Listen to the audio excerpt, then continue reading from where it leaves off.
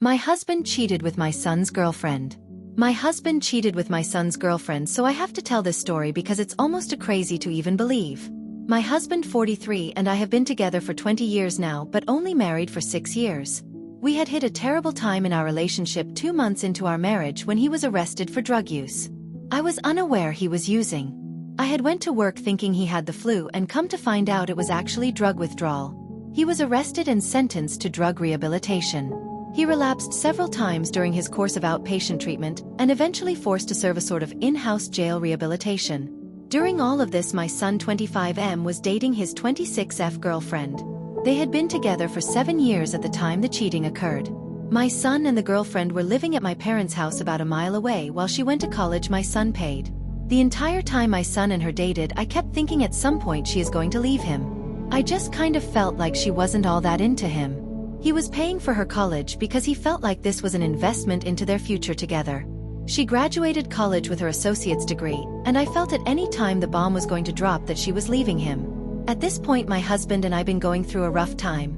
He wasn't finishing up his stuff for the rehabilitation, he wasn't working, and I kind of felt like he was hiding something. My thoughts were he was back to using again, and I was constantly trying to find out by looking through TXT and emails. One morning, I randomly get a call from my son. He says, "Mom, we need to talk." He says, "Grab your keys and meet me outside of your house, don't wake him." I said, "Okay." At this point I am thinking to myself, oh no, she is pregnant and my son is freaking out. What happened in the next hour would destroy my entire family. I get into the car and my son says, "Where should we go to talk privately?" I said, "Let's drive down to the locks that are about 5 minutes down the road, but a pretty secluded place to have a private chat." My son stops the car and says, "Mom, my girlfriend and my stepdad are cheating with each other." At this point I am hearing him, but I'm not hearing him. I feel like my soul has just left my body and I'm in an alternate universe. My son had found emails from his girlfriend and my husband saying stuff like how funny would it be if they left us for each other. Talking about how they would meet up every time my son and I left for work at my house to have nightly activities in my bed. How she had gotten me to braid her hair on multiple occasions just so she could come over to see him. I'm hearing all of this and my daily life was flashing before my eyes. How she would ask to come over to my house to study because my parents' house was noisy, or how she would ask if I would braid her hair for her to work the next day. I would think she was trying to bond with me for my son when in actuality she was there to make eyes at my husband and for him to do the same with her right under my nose. Needless to say, I kicked him out that day, and after 2 weeks she moved out of my parents' home and into an apartment with my husband. As of now, we are still married and filed for divorce, but our court date has not been set yet. My 15F daughter is completely crushed. Her and my son's now ex-girlfriend never got along. They in fact hated each other and still do. My soon-to-be ex-husband has decided that my daughter is just better off not having him in her life because he is going back to the drugs as soon as all of his court hearings for drug court is over. Both of my kids went through a terrible depression, and I am still trying to figure out what in the world has just happened to my family. I am so confused on all of this. Update 1. We had our pre-trial for the divorce. He has agreed to everything except for he doesn't want to pay for any of the credit cards he used, even though I only asked for the one he used on a daily basis to be paid. He admitted to the adultery. He admitted to cutting the furnace wires. He will let me take back my maiden name. So the only thing we have to go to trial for is the one credit card because they don't want to pay $3,500. I am sticking to my guns on that one. Maybe those two should sell one of the 3 motorcycles they have acquired to pay the bill. As for my son, he seems to be healing well. He is in a new relationship, but since this one has destroyed the family, I'm not getting to close just yet. My daughter has been blocked by her father on everything. He claimed in court it was because he didn't want to speak to me, but I wasn't speaking to him on any of her accounts, so it is what it is. She claims to be fine, but I know it hurts her. I keep reminding her I will always be here no matter what, and that is really all I can do at this point. I did read all the comments before the moderators removed the post. Some were cruel, but I say that is fair. I was completely blindsided, and no one on here can beat me up any worse than I have myself. I'm not avid poster to Reddit, so I wasn't aware of all the rules, so that is why the post was removed. 1 more month to go and I will officially be divorced. People have asked me if I am thinking about getting into any new relationships. At this point I have a lot of healing to do, so we will see where I am later. So far the ex-husband is living his best life with the 26-year-old and meth.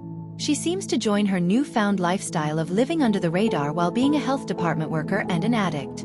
I will post another update if I have any more tea to spill later. Update 2. Divorce court finished yesterday. I was awarded everything I asked for because it was reasonable. I had kind of hoped that after the court was over I would feel some sort of relief, but all I have right now is grief.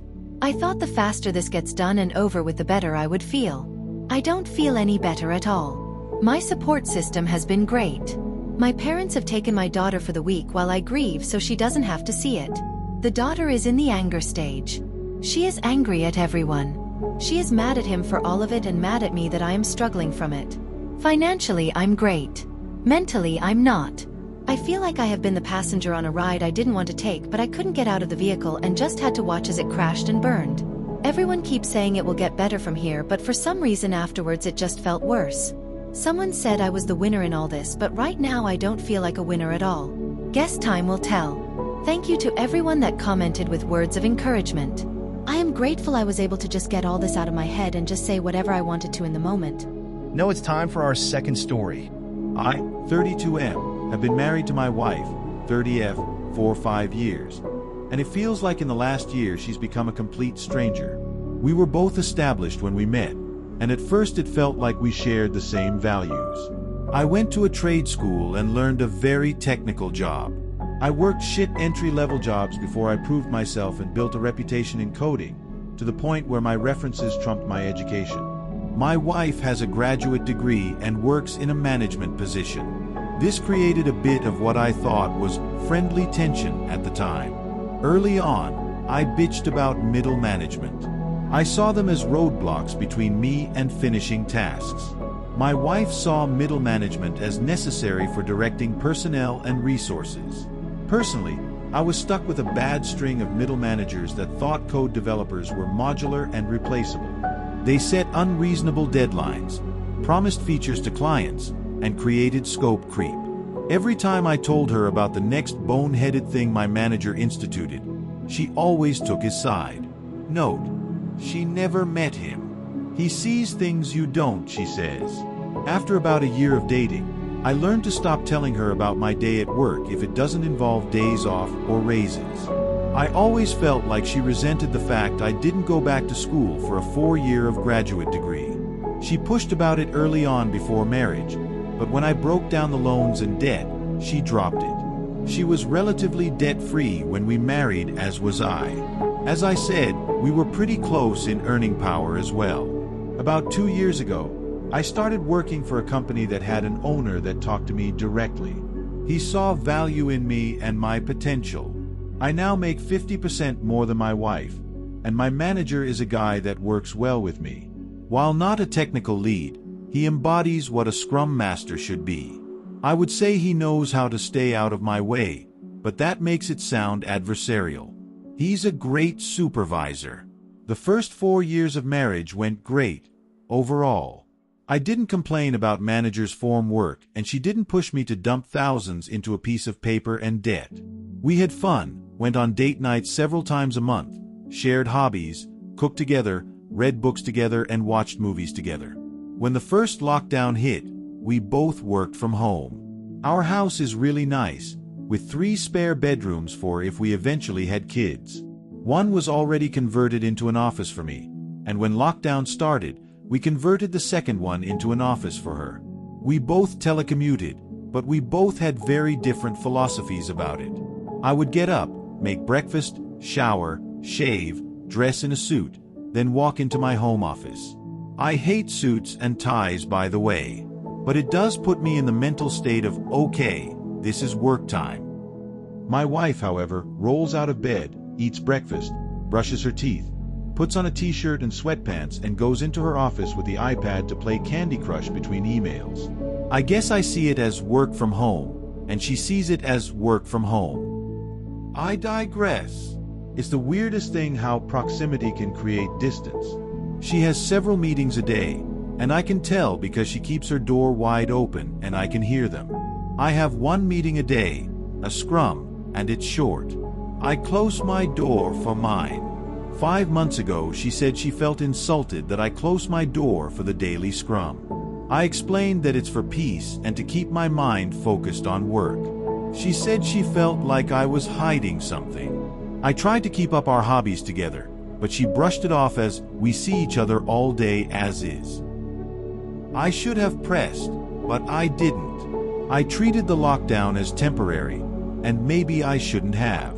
It got really bad when her company instituted a partial office reopening. She jumped at the chance to be part of the 50% of the company back in a rearranged office to allow social distancing. I don't blame her. I miss working at the office too, but my company hasn't opened up the offices yet, and as long as I have access to my dev environment, it really isn't needed. I think several of her other co-workers got into her head. She would stay after work to hang out with them, have drinks at a co-worker's place. I pressed and wanted to know more, but she was secretive and guarded. She became colder and colder too. It felt like I had a roommate and not a wife at that point. Last month, on a weekend, she put her old iPad on the desk and said, "Can you wipe this? I want to gift this to my niece." I shrugged. I often do that sort of thing for the family and didn't think much about it. Off she went to another company gathering, and I switched on the iPad. Maybe my wife was becoming so brazen. Maybe she thought I wouldn't check it and just do a factory reset. Point is, I checked it and saw her messaging app. Pics, videos, IMs with her boss. They've been having an affair for 2 months. I can't describe the feeling in my veins. It was like my blood turned to ice. It reminded me of the scene in Equilibrium, where the polygraph flatlined. I copied everything, packaged it into cloud storage I use for dev projects separate from work, and started looking for a lawyer. I didn't confront at first because I wasn't sure what I would do. The new sensation in my body felt like I was both numb and walking through water. She didn't notice or didn't care. By that point, we were already dead bedroom. We were really in the roommate stage, I guess. I contacted a lawyer and he wanted to keep investigating and me to keep my mouth shut.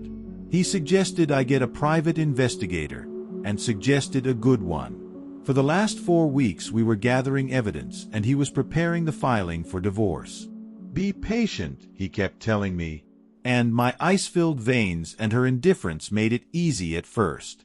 Yesterday, my lawyer told me he had the filing almost ready.